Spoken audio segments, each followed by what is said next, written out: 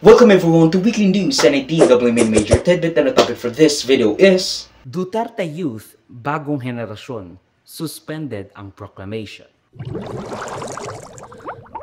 Ang kabataan, ang pag-asa ng bayan. No, sino nga ba ang kabataan? Kaya ba mataas ang teenage pregnancy sa Pilipinas para mas maraming pag-asa ang inang bayan? Pag-asa ba talaga? Bakit parang hindi naman?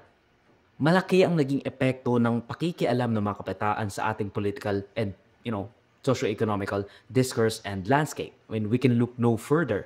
We can look no further than last week nang mapropel ang vote counts sa mga progresibong kandidatong near and dear to the hearts of the Filipino youth. From Bam Aquino, Kiko Pangilinan, at Akbayan, even Heidi Mendoza, Lucas Espiritu, Leo de Guzman.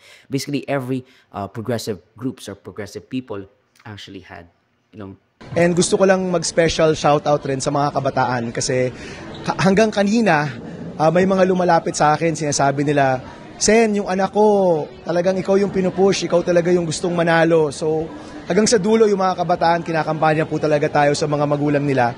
And, I guess pinapakita talaga ng kampanyang ito na kung gagalaw yung taong bayan, kung talagang magsisikap yung taong bayan, kahit anong forma ng politika sa Pilipinas, kayang baguhin.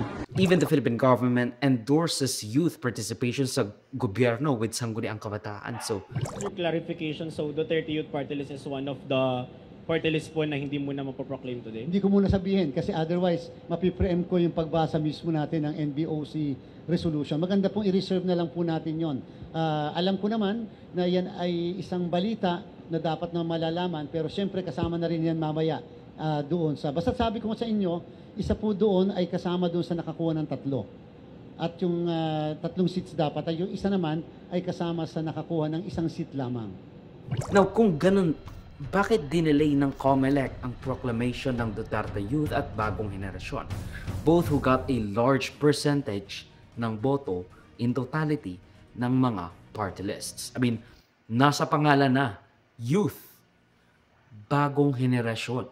Pero of course, ang sentro natin ay ang Duterte Youth na nakakuha ng 3 seat. Second only to an Akbayan. Mahigit 52 out of 54 ang mga grupo na nakaproklama or naproklama ng COMELEC nung nakaraan lamang dahil sa, nakakuha sila ng assured cumulatively 63 seats sa 20th Congress. Ayon kay COMELEC Chairman George Erwin Garcia, may nakwinbin pang kaso ang dalawa for a total of 4 seats in the House of Representatives. The other one just, typical election violation rules, which might be solved soon or not. I don't know. Maybe disqualification is at the bay and Gabriela would take the seat. First question, why did the COMELEC fail to resolve that issue that has been pending since 2019? 6 years is a long time, Chairman. Actually, Ma'am Kat, the National Board of Canvassers cited 2 cases pending before the Commission on Election. One was a 2019 case, and the other one was recently filed before the election. So it is perhaps erroneous to say that there was only one case that was the basis of the suspension of the proclamation of this party list. Well, just to be very transparent about it, Ma'am Kat, I did not participate in the deliberation as regards the issue of the suspension because of my former professional relationship with these 2 party lists. So ano nga ba ang mga nakamimbing kaso nilang dalawa?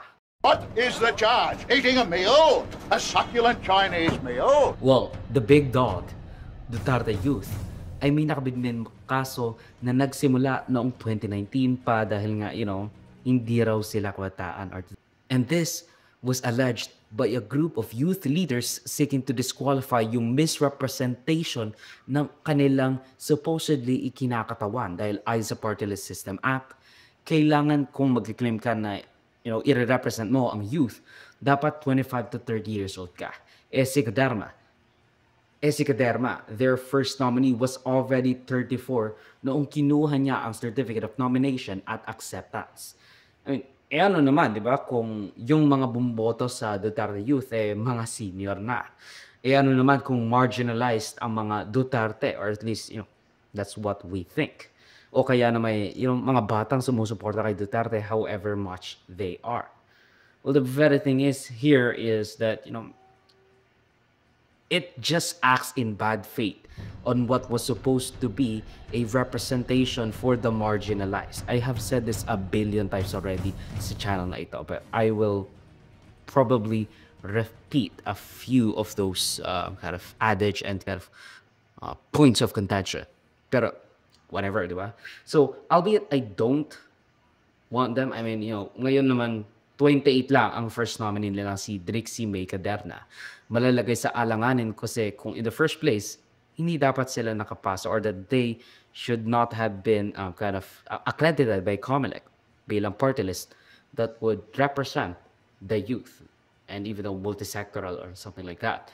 Now, albeit I don't want them and I don't like them, it seems like they have legitimate reasons naman na kahit na dubious ang kanilang naming at adhikain and lack of action sa Kongreso, doesn't really matter because they were voted.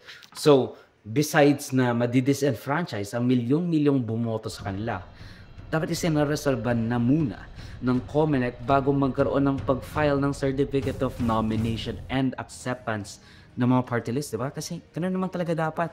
Tapos ngayon na madi-disenfranchise ang milyong-milyong tao dahil sa ginawa that you did not kind of pushed for the resolve of this kind of cases against these parties. And that was what? 6 years ago na? Almost 6 years? Oh, more than 5 years ago na? Ito namang si Chairman Garcia, sinabi magka-crackdown siya sa mga malaayuda or TV shows and others, which I've been saying for the past billion years na ginagamit yung pangalan. 4Ps, Ayuda, AIX, Tupad. I mean, it's just weird. Nakakapanggalaiti. But it's too little, too late. He should have done that a million years ago. Ang video clip na ito ay galing sa aking series ng News sa Unworthy Recap. Check the entire videos for the complete weekly news recap and subscribe to the channel to be kept up to date sa mga local at global news na I'll make sure will be interesting to you. Particularly you, whatever your name is. Hindi ko alam, sorry. Salamat sa panonood mga kaparami. Like, subscribe, follow me like sa socials and avoid Joseph that will be linked down below. So susunod, of course, paalam.